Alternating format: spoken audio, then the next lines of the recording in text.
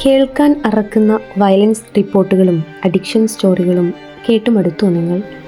നൈമിഷിക നേട്ടങ്ങളും ആസ്വാദനങ്ങളും കൈവരിക്കാനുള്ള നെട്ടോട്ടങ്ങൾക്കിടയിൽ ബോധ്യങ്ങളും ബാധ്യതകളും മറന്നുകളിച്ച തീക്കളി യാഥാർത്ഥ്യങ്ങളെ കണ്ട് ചടച്ചോ?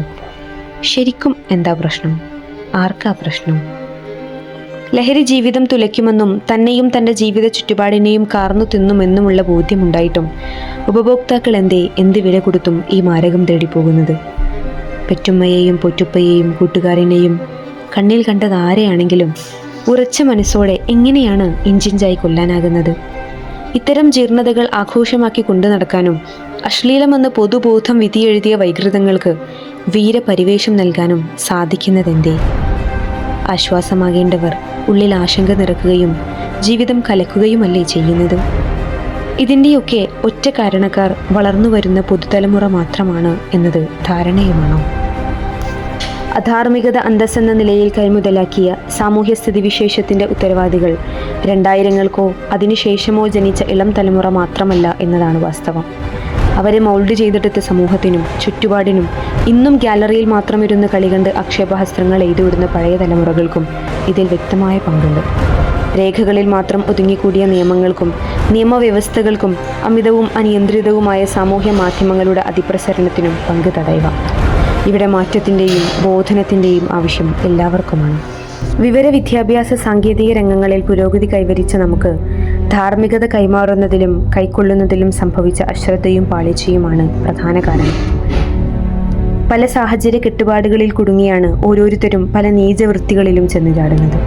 എന്നാൽ സാഹചര്യങ്ങളിലെ അപകടങ്ങൾ തിരിച്ചറിഞ്ഞ് പിന്മാറാനോ കാര്യങ്ങൾ ബോധ്യപ്പെടുത്തി കൊടുക്കാനോ പരിഹാരമായി കൂടെ നിൽക്കാൻ ആളില്ലാതായതോ അല്ലെങ്കിൽ ആളെത്തിയത് കുറച്ചധികം വൈകിപ്പോയതോ ആവാം കാര്യങ്ങളെ ഇത്രമേൽ വഷളാക്കിയിട്ടുണ്ടാവുക. കൗമാരലഹരിയിൽ ജീവിത ലക്ഷ്യങ്ങൾ പലപ്പോഴും ചില വഴിയോര കാഴ്ചകളായി മാത്രം പരിമിതപ്പെടാറുണ്ട്.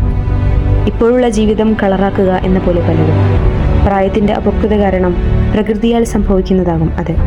എന്നാൽ ജീവിതം കളറാക്കുന്നതിനിടയിലെ അതിസാഹസികതയും അതിരുഭേദിക്കുന്ന പ്രവണതയുമെല്ലാം മാനസികമായും ശാരീരികമായും ശാശ്വതമായി തന്നെയും ഒരുപാട് ജീവനുകളാണ് ഇല്ലാതാക്കുന്നത്.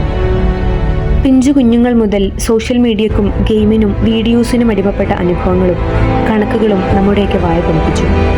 ഇന്ത്യയിലെ നാർക്കോട്ടിക് ക്യാപിറ്റലായ പഞ്ചാബിൽ റിപ്പോർട്ട് ചെയ്ത ലഹരി കേസിനേക്കാൾ 2 ഇരട്ടിയോളം കേസുകൾ 2023-24 കാലഘട്ടത്തിൽ കേരളത്തിൽ റിപ്പോർട്ട് ചെയ്തു എന്ന യാഥാർത്ഥ്യം പ്രബുദ്ധ കേരളം അബദ്ധ കേരളമാകുന്നു എന്നതിൻ്റെ സൂചനയാണ്. പ്രേമലഹരി കൊണ്ടുണ്ടായ വേദനകളും കണ്ണുമുക്കുമില്ലാത്ത കൊലശ്രേണികൾ കൊണ്ടുണ്ടായ മരവിപ്പും ഇന്നും നമ്മുടെയൊന്നും മുമ്പ് നോക്കിയിട്ടില്ല. ഇവിടെയൊക്കെയാണ് സജീവമായ ജാഗ്രതയും പുതിയ രീതിയിലുള്ള ബോധവൽക്കരണവും അടിത്തട്ടിൽ നിന്നും തുടങ്ങേണ്ടതിൻ്റെ ആവശ്യകത വ്യക്തമാകുന്നത്. ബോധ്യപ്പെടുത്തലുകളും കാര്യങ്ങൾ പറഞ്ഞു മനസ്സിലാക്കി കൊടുക്കലും പ്രായഭേദമന്യേ പരസ്പരമാണ് നടക്കേണ്ടത്. കാരണം പ്രശ്നങ്ങളും പ്രായഭേദമന്യെയാണ് സംഭവിക്കുന്നത്. എല്ലാ കുഞ്ഞുങ്ങളുടെയും ജന്മം ശുദ്ധ പ്രകൃതത്തോടെയാണ്. പിന്നെ അവരെ അവരാക്കി മാറ്റുന്നത് ചുറ്റുപാടും മാതാപിതാക്കളും ബന്ധപ്പെട്ടവരുമാണ്. ഇനി ആരെങ്കിലും ഇത്തരം ശീലങ്ങളിൽ അകപ്പെട്ടാൽ അവരെ മാറ്റിയെടുക്കാനുള്ള ചുമതല മാതാപിതാക്കൾ ഏൽപ്പിച്ച ഡോക്ടർക്കോ കൗൺസിലർക്കോ മാത്രമല്ല, സമൂഹത്തിനാകമാനമാണ്. വാക്കിലോ നോക്കിലോ സമീപനത്തിലോ ഒരു വൈമനസ്യവും നമ്മുടെ ഭാഗത്തു നിന്നുണ്ടാകരുത്. വൈകല്യങ്ങളെ വൈവിധ്യങ്ങളായി നോക്കിക്കാണുന്ന ഈ സാഹചര്യത്തിൽ തലമുറകൾക്ക് ആർജിക്കാൻ ഉതകുന്ന ധാർമ്മികമായ സ്ഥിതിവിശേഷം ഉണ്ടാക്കിയെടുക്കുക എന്നത് എല്ലാവരുടെയും ഉത്തരവാദിത്വമാണ്. ഇത്രയൊക്കെ ആകുമ്പോൾ പഴയ തലമുറയോട് ആവശ്യപ്പെടുന്നത് പഴയ ആ വടി തിരിച്ചെടുത്ത് പിന്തുടരാനല്ല, ദൈനംദിനം പുതിയ ലോകത്തിലും തൻ്റെ ചുറ്റുപാടും എന്താണ് സംഭവിക്കുന്നതെന്ന വിഷയത്തിൽ അപ്ഡേറ്റഡ് ആവുകയും കുട്ടിക്കൊരു കൂട്ടുകാരനായി മാറുകയും ചെയ്യാനാണ്. ആലങ്കാരികമായല്ല, അക്ഷരാർത്ഥത്തിൽ തന്നെ കൂട്ടുകാരനായി മാറാനാണ്.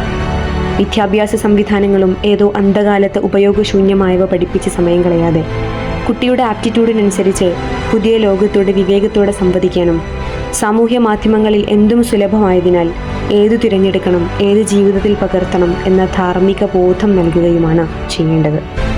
നിയമവ്യവസ്ഥയും സർക്കാർ സംവിധാനവും കാര്യക്ഷമമാകണം. നീതി നിർവഹണത്തിലെ പൊരുത്തക്കേടുകളും വൈമുഖ്യവും പരിഹരിച്ചാൽ ഇത്തരം വിഷയങ്ങളിൽ നമുക്കൊരുപാട് മാറാനാകും. അധ്യാപകരും പാഠപുസ്തകങ്ങൾക്കപ്പുറം ജീവിത പാഠങ്ങളും പകർന്നു കൊടുക്കണം. അതിനുള്ള അനുകൂലമായ സാഹചര്യം ബന്ധപ്പെട്ടവർ ഒരുക്കി കൊടുക്കുകയാണ്. സമൂഹവും കാര്യം ഗൗരവത്തിലെടുക്കണം. വിമർശനങ്ങൾ ഉന്നയിക്കാൻ മാത്രമല്ല, കൂടെ നിന്ന് മാറ്റങ്ങൾ വരാനും നാട് നന്നാകാനും. എന്നാൽ ഒരുപാട് ആളുകളുടെ സ്വപ്നവും പ്രതീക്ഷയുമായ പ്രിയപ്പെട്ട മക്കളെ, എല്ലാവരെക്കാളും ഈ വിഷയം സെറ്റാക്കി കൈകാര്യം ചെയ്യാൻ കഴിയുക നിങ്ങൾക്കാണ്. APJ അബ്ദുൽ കലാം പറഞ്ഞു വെച്ച പോലെ, you are the strength of nation. നിങ്ങളാണ് രാജ്യത്തിൻ്റെ ശക്തി, പ്രതീക്ഷ. ഇതിൻ്റെ എല്ലാം ഭവിഷ്യത്തുകൾ കൃത്യമായി മനസ്സിലാക്കിയാൽ നമുക്കും ഇതിനെതിരെ ശക്തമായി പോരാടാനാകും. കാലത്തിന് നിങ്ങളെ ആവശ്യമുണ്ട്, സമൂഹത്തിന് നിങ്ങളെ ആവശ്യമുണ്ട്. നിസ്സാരമായ പ്രശ്നങ്ങൾക്കും അടിപിടികൾക്കുമൊക്കെ നമ്മുടെ ഭാഗത്തു നിന്നും മാപ്പ് കൊടുക്കണം. ഗാന്ധിജി പറഞ്ഞു വച്ചിട്ടുണ്ടല്ലോ, മാപ്പ് കൊടുക്കുക എന്നത് ധീരൻ്റെ ഗുണമാണ്. ധീരതയുള്ളവർക്കേ അതിന് സാധിക്കൂ. ജീവിതത്തിൻ്റെ വിശാലമായ ലക്ഷ്യവും ദൗത്യവും മനസ്സിലാക്കുക.